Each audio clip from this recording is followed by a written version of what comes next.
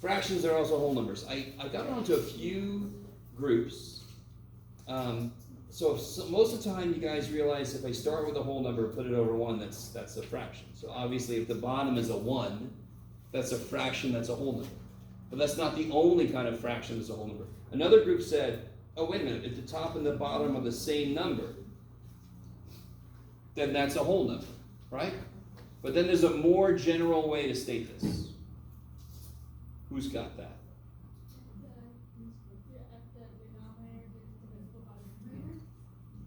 Other way. So if the denominator divides evenly into the numerator. So 3 goes into 12 and the answer is a whole number, yes? So that's the way to describe every fraction. 1 goes into 6 evenly, correct? 7 goes into 7 evenly. So the way to describe every fraction that becomes a whole number is the bottom goes into the top evenly. Is everybody with me? Okay. This is the manipulative section. I talked to everybody about this. This one, how do you do this? Yeah, the easiest way is to add the tops and add the bottoms. Yes. That doesn't reduce, so I can just keep it there. Did anyone else find a different fraction? Cool. All right. This one, there's a couple different ways to do this one, but to me, the easiest way would be the way to find what is in the middle of any two numbers in the entire universe is you add them together, divide by 2. You take the average. That'll be the number that's directly in the middle of both. So if I add these together, what do I need? Come on. Okay. Shut up, Joe. And so I get 9/14. But now what do I have to do to make it in between these two? I have to divide by 2. And how do I divide a fraction by 2? I multiply by, you guys remember? I divide by 2, I multiply by the inverse, the 1/2. Yes? Does that sound familiar? You guys remember that? Yeah. Bless you. Does anyone want to see real quick why we do that? Should I ask or should I just show? Okay, somebody said yes, so okay, good. I'm remembering when I said, do you want to see a proof of this? And you guys are like, not really, John. Whatever. So, what I just said. Okay, so watch this. If I have to divide, let me pick two different fractions. What if I have to divide 3/5 by 4/7? Yes. Some of you guys, there's a little saying, keep, change, flip. Yes. So that's a great saying to remember. It doesn't explain a damn thing, right? No. Nothing wrong with a saying. It's a great saying to remember. It's a great saying to tell your students after you show them why it works. So I'm going to do, now listen, what am I about to do? I'm about to show you why keep, change, flip, or multiply by the reciprocal. I'm going to show you why that works. So what I'm about to do is something you would never do, right? If you do it, even I as a math person would look at you like, you're right. I'm going to show you why it works. So I'm going to do something we would never do. I'm going to write this thing as a fraction. How do you guys feel so far? So that's like a sandwich inside of a sandwich, yes? That's like, I call it fracception. Dream within a dream. Do you guys think that's terrible? Good. It is terrible. No, I love math, and I'm like, I don't necessarily want to look at that. What is the best number to have on the bottom? 1. You guys agree? If I had 11 over 1, is there any work to do? 0. It's 11. You with me? Okay. Is everybody kind of with me? Do you all agree that I can multiply top and bottom by anything I want to except 0? If I multiply the top and the bottom of a fraction, that's one thing we talked about last time, it's going to stay the same, yes? Because then whatever I multiply would reduce again. Are you guys with me? If I have 1/3, that's the same thing as 2/6, yes? Because if I multiply top and bottom of the same thing, it stays the same. What do I multiply 4 sevenths by to make it become 1? Because we all agreed 1 is the best number to have on the bottom. What do I multiply 4 sevenths by? 7 fourths. So if I multiply, I really want you guys with me. You know you can multiply a fraction by any damn thing you want to, as long as you do it to the top and the bottom, correct? You know you can do that shit. Most of the time, you're not going to multiply top and bottom by 7 fourths. But in this case, this is a weird case. I'm going to do that shit, because what's it going to do to my bottom? So if I multiply bottom and top, what's it do to this? Makes it 1. So what did this become? That became this, yes? So when you divide fractions, you multiply by the reciprocal, or you flip. Keep the first number, change the operation, flip the last one, yes? That is why it works. Maybe?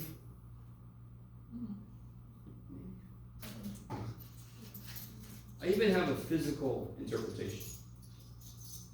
If I know this crate, I have a crate here, and I know it's full, yes? I know it's full, but I can only see half of the crate, and I see 2 apples in there. How many apples are in the crate total? At least 2. No, come on. Yeah, at least 2. I know this crate is full of apples. I can see half the crate, and I see 2 apples. There's 4, yes? You can see, that would be 1 divided by, that would be 2 divided by a half. There's 2 apples for half the crate. 2 divided by half would be 2 times 2 is 4. All right, I might have pushed it too far there. I've been searching for a good physical interpretation for multiplying by the reciprocal, and that's the best I could do. I'm sorry if that was good.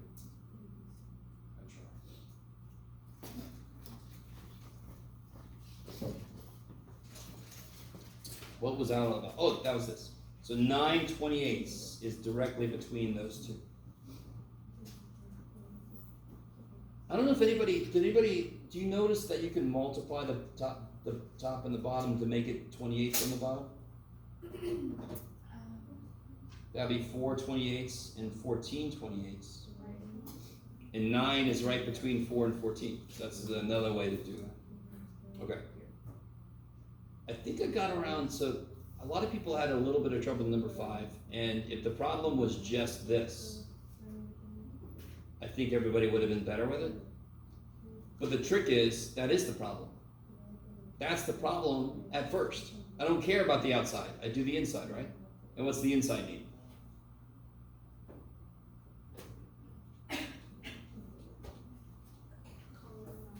Common denominator, yes.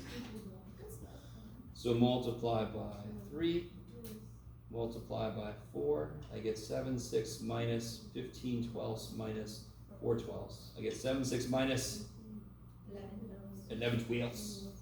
Then I multiply this by 2. 14 twelfths minus 11 twelfths. Jeez, Jeff, what's that? 3 twelfths, which is 1/4. Kick ass. So most everybody I saw had that answer. And then finally for me, some of you guys, this is earlier, what was the little shortcut to tell that's equal, less, or greater? Yes, that's 60. As long as you put that there, here, that there, here. What's 5 times 13? Thanks for all the help. Which one's bigger? 66. So which fraction's bigger? 2/5. I like the way you said that. 2/5. Jeff? You got it right. Part B, I had changed the instructions to be reducing, but then of course I forgot to change it on every one of these. So I don't want you to divide or reduce. So this one, just in your calculator, you can do 18 times 870. And you can do 45 times 348. And if you do that, did anyone do that? 15, 6. They're both the same. So these two fractions are equal to each other. Okay. So if you did reduce them, they would become the same thing in the end. All right. You guys look appropriately excited about all of this. So I want to do a little bit of lecture. And then I'm going to let us out nice and early because I got a 3 o'clock meeting. I want some time to go eat something. Christ, okay. You can report me to my dean if you don't like me letting you out early. Somebody's done that before. Yes. I paid for this class and this guy is taking my money and not even, yeah. All right. So if you feel that way, report me. Okay. So just to get into, just to kind of review what we just discovered.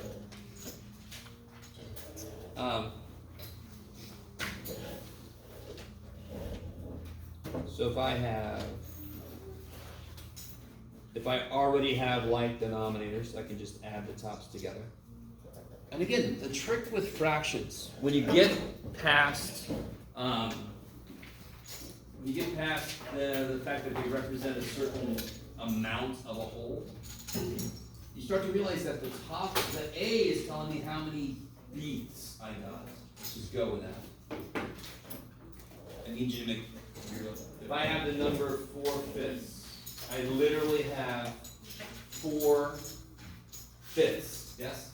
So if I added 1/5, I would then have 5/5, yes? So if the bottoms are already the same, that's like terms, I can just combine those. And I know we all know this. If the number on the bottom is not the same, now here, this is a good one. How would I add those fractions together? To be honest, this is even easier than if I had numbers in there. Because what is the first fraction missing on the bottom that the second fraction has? What's the first fraction missing that the second fraction has? What does the second fraction have on the bottom? What does he have? A letter, that's correct. I'm very happy you didn't say, he has the color purple. He has the sense of fresh cut grass. What's he got? A D. What's the guy in this guy? Got a B. So what's the first guy missing that the second guy has? A D. So you give him, you multiply top and bottom. And what's he missing? What's he missing that he's got? A B.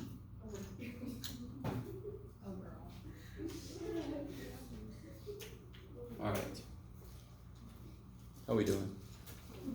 It's the most giggling I've ever had while discussing fractions. Okay.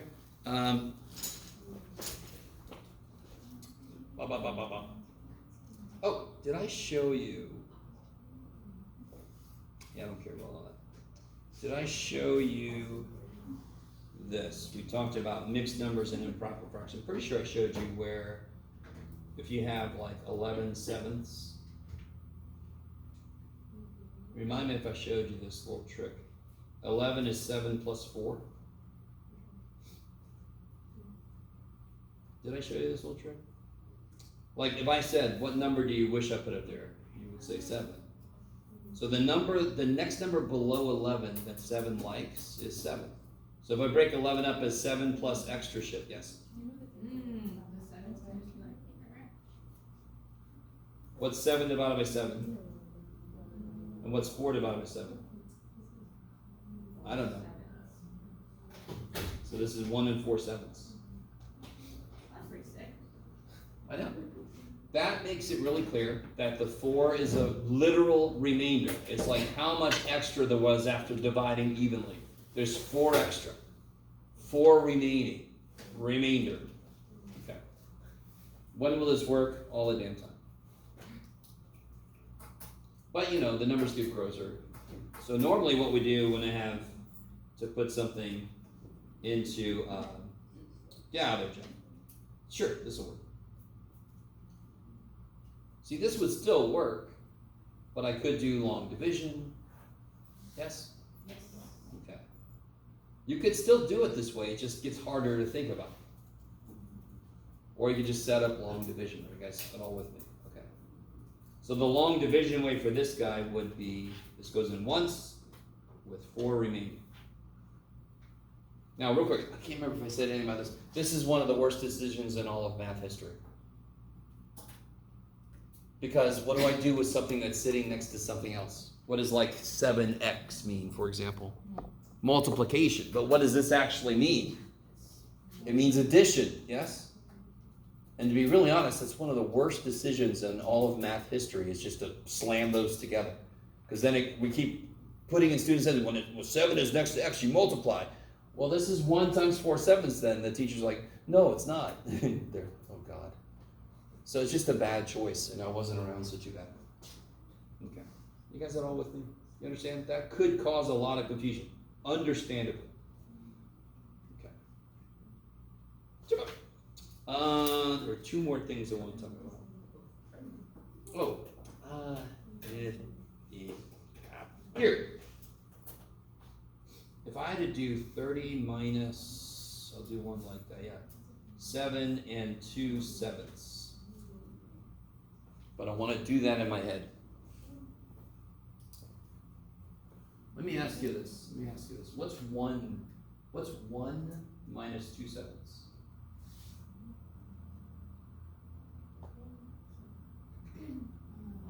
We could use missing addend, yeah. What do I add to 2 sevenths to make 1? 5 sevenths. Right, what do I add to 2 sevenths to make 1? 5 sevenths. So what's 1 minus 2 sevenths? 5 sevenths, yes? You with me? So if I do 30 minus 7, have I subtracted enough for this problem? But what is 30 minus 7? That's crazy. But I still have to subtract how much? How much have I not subtracted? 2 sevenths. Now we just figured out 1 minus 2 sevenths is 5 sevenths. So what's 23 minus 2 sevenths? What's 23 minus 2 sevenths? You can do it. Do you? 22 and 5 sevenths. Yes.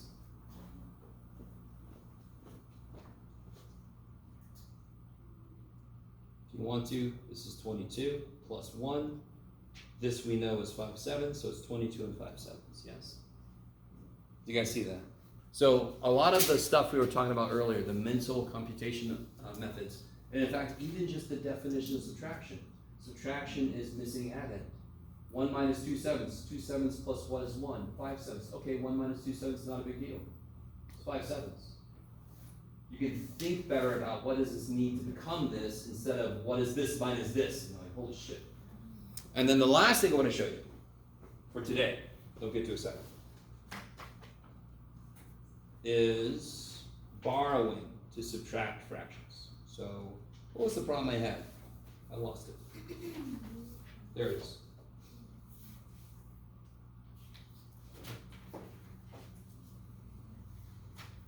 So I'm going to write this. Do you guys see how this is an issue? Do you guys, real quick, here's one possible wrong answer you could get. 2 and negative 2/5. Now, is that an issue? Now, I'm going to come back to this in a minute. Do you guys see why the student did this? And you can go, I understand, dude. Or dudette, or whoever you're looking at. You with me? 5 minus 3 is 2. 2 minus 4 is negative 2. And then, like, leave me alone, teacher, I'm done. Obviously, that's not good. I'm going to come back to this, though. This is kind of cool. So let me write this like this. I'm going to borrow. This borrowing works the same way as anything. What do we, just to remind you guys, when I borrow, what am I literally doing when I cross this out? What did I just take away from it? No. I didn't, because what's this 4 represent in this number? 4 whats? What's 41 mean? 4 whats? 4 tens. So when I take 1, I'm taking 10, yes? I'm taking 1 10. So, of course, 10 plus 1 is 11. So that's why that borrowing shit works in the first place. You with me? Now watch. Are you guys with me? Now this is nice because everything here is based on 10. This is a little bit harder, but it's the same idea because here things are based on fifths, yes? So if I take 1 from this, how many fifths did I just take away? How many fifths is a whole 1?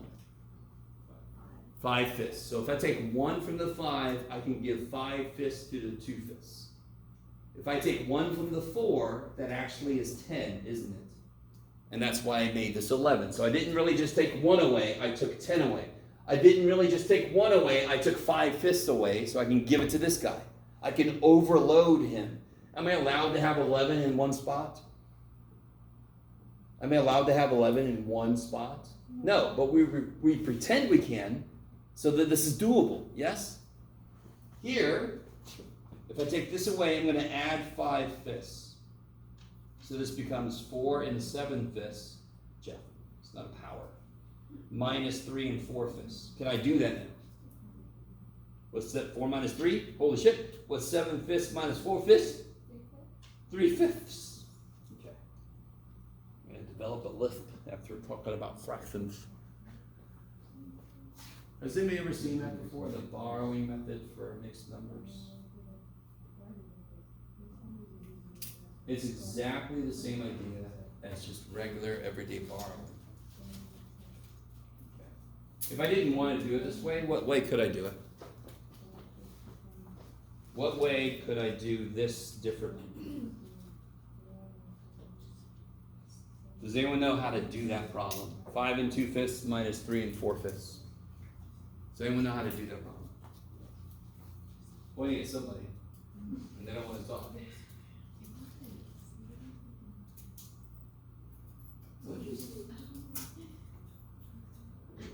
Does anyone know? Yes. So you take you take 1 from 5 because 5 is 4 plus 1. So then you take the 1, you put it into 2/5, and then you just do 4 minus 3 equals 1, and then 7/5 minus 4. But that's what we just did. I want a Well, different the way way. you did it was so complicated. You can do it from mixed Alright. or improper practice. Yeah, that's what I did. I love you guys. No. Alright. Right? I did exactly what you just said. Okay. So the Didn't I? other one is, Okay. are you talking about improper practice? There we go. Okay. Yes. So then you do 5 times 5 is 25, plus 2 is 27, so it's 27/5. Then 3 times, or 5 times 3 is 15, plus 4 is 19, so it's 19/5. And then you subtract it to get 8/5, and convert it to 1/3. Cool. Okay, guys. That makes sense. So this is better. Now listen, look, I didn't say borrowing was bad. I never said that. I said borrowing is a way you could do it. And I wanted to show you because I felt like a lot of us had never seen it before. Right? It's good to know that it works. But we don't have to do it, you're right. You can just make everything improper. Okay.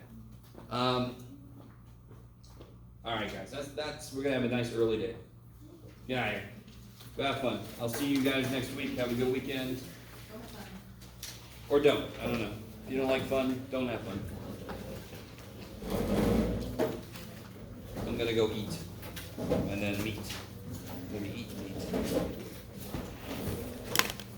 Did I turn you back on? I did.